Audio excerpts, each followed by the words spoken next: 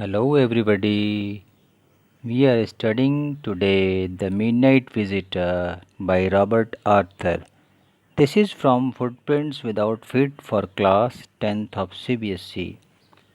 Today we'll study The Midnight Visitor. We will gradually study first the passage, thereafter, we will understand the meaning gradually, and last, we will know the question answer. Further, I will put it. So, first, we will start the first passage.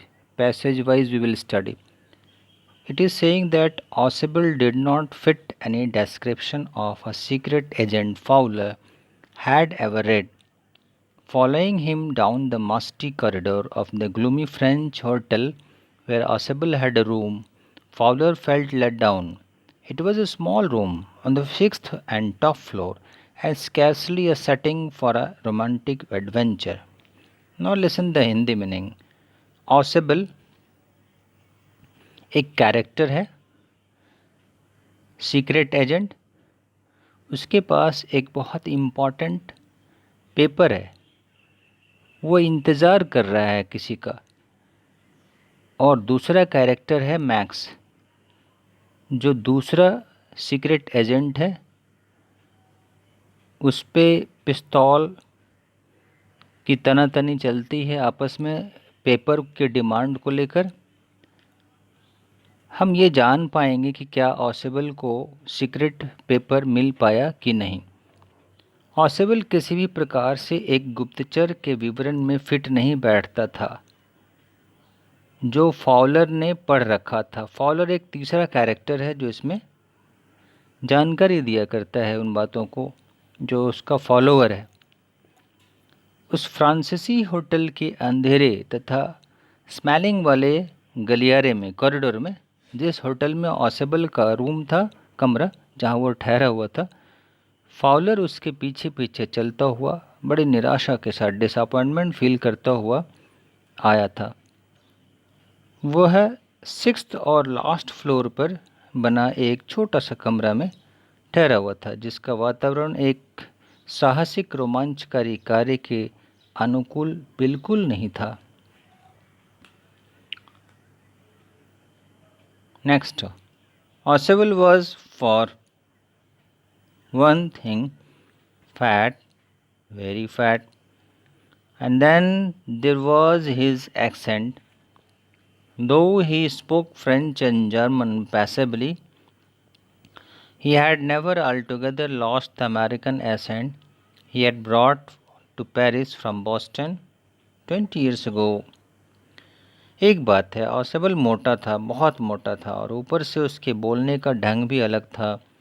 हालांकि वो फ्रांसीसी तथा German भाषाएं काम चलाओ बोल लेता था, परंतु उसकी बातचीत में, बोलचाल में अमेरिकन लहजा, प्रोनाउंसिएशन आ जाती थी, जो कभी समाप्त नहीं हुआ। वह तकरीबन 20 वर्ष पहले बोस्टन से पेरिस ले आया था।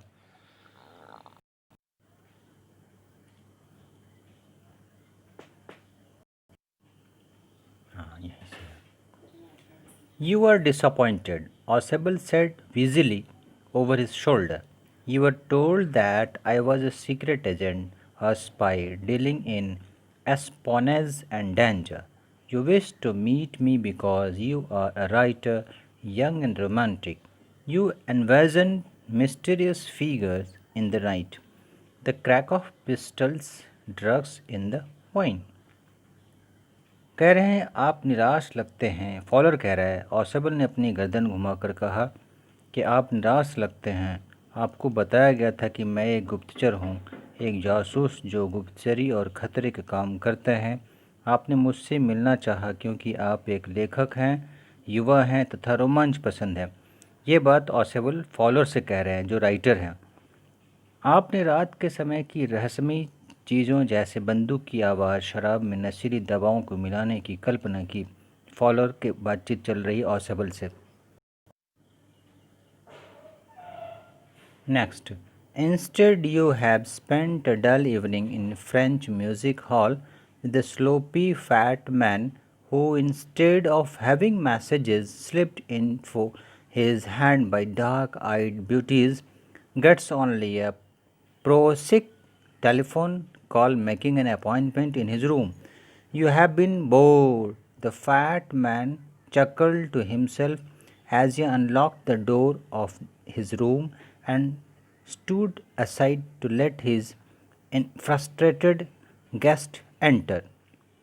परंतु इसके बजाय आपको यह निरस शाम एक मोटे आदमी के साथ फ्रांसीसी संगीत हॉल में बिताना पड़ा, जिसके हाथों में काले नैनों वाली सुंदरियों के साथ संदेश प्राप्त होने की बजाय मुलाकात का समय प्राप्त करने के लिए एक साधारण टेलीफोन संदेश प्राप्त होता है। आप ऊब गए होंगे। वह मोटा असेबल तब स्वयं पर मुस्कुराया जब अपने कमरे के दरवाजे को खोलते हुए एक तरफ को खड़ा हो गया ताकि उसका परेशान अतिथि अंदर आ जाए।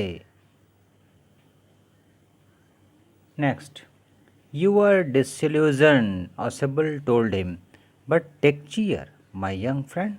Presently you will see a paper, a quite important paper for which several men and women have risked their lives. Come to me someday soon. That paper may well affect the course of history. In that thought is a drama, is there not?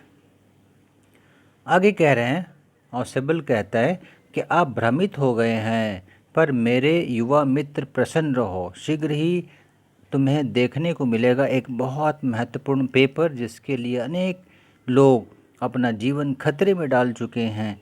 ऐसे कागज़ को मेरे पास आते हुए जल्दी ही किसी दिन वह कागज़ इतिहास को भी प्रभावित करेगा। इस सीक्रेट पेपर की बात हो रही है।